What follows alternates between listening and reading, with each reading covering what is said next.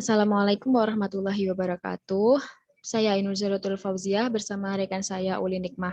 Di sini kami akan menganalisis sebuah kasus yaitu Electronic Health Alert Card atau EHC milik Kementerian Kesehatan diduga mengalami kebocoran data. Nah, menurut saya sendiri, pentingnya otoritas perlindungan data pribadi atau OPDP yang independen, keberadaan otoritas ini penting guna mendorong kepatuhan sektor publik terhadap prinsip-prinsip pemrosesan data pribadi yang baik.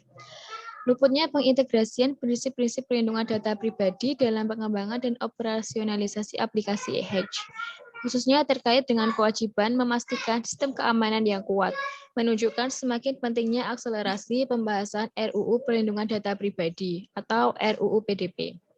Karena itu, koalisi mendesak pemerintah dalam hal ini untuk segera membahas dan mengesahkan RUU PDP untuk memberi perlindungan data pribadi masyarakat Indonesia.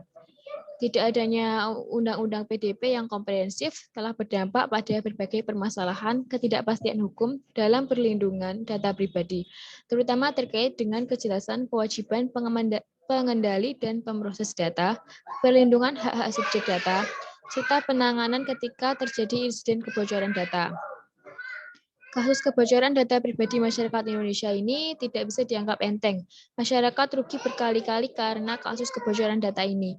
Dalam kasus kebocoran data dari EHEC, Kementerian Kesehatan Republik Indonesia dan pihak terkait harus meminta maaf kepada publik atas terjadinya kasus ini, bukan hanya mencari siapa yang bersalah. Sistem keamanan data yang lemah bisa mengundang kejahatan cyber seperti penipuan online dan lainnya. Kebocoran data pribadi di aplikasi milik pemerintah ini merupakan bentuk keteledoran dan kurang bertanggung jawabnya pemerintah. Apalagi kebocoran data ini bukan kali ini saja. Sebelumnya ada 2 juta nasabah asuransi BRI Life bocor dan dijual secara online. Lalu Mei 2021, data pribadi 279 penduduk Indonesia dari BPJS Kesehatan. Tindak lanjut dan laporan penyelidikannya juga belum jelas. Jangan sampai ada pembiaran soal keamanan data. Kominfo dan BSSN harus proaktif melakukan audit sistem keamanan data secara berkala. Di Indonesia ada banyak ahli TI yang mestinya bisa dilibatkan untuk memperkuat pengamanan data. Sudah saatnya pemerintah menyadari pentingnya untuk mengesahkan RUU Perlindungan Data Pribadi menjadi undang-undang.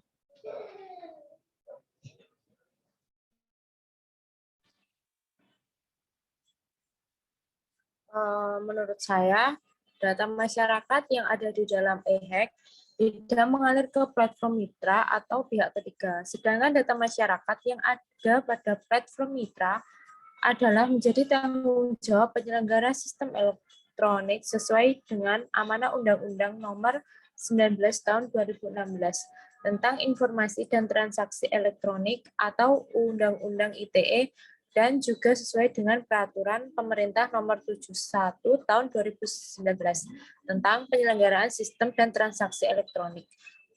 Sebagai bagian dari mitigasi risiko keamanan siber, maka Kementerian Kesehatan telah melakukan koordinasi dengan Kementerian Kominfo atau BSSN serta Direktorat Tindak Pidana Cyber Barreskrim Polri untuk melakukan proses investigasi guna menelusuri dan memastikan bahwa tidak ada kerentanan lain yang bisa digunakan untuk mengeksploitasi sistem EHEC Peduli Lindungi.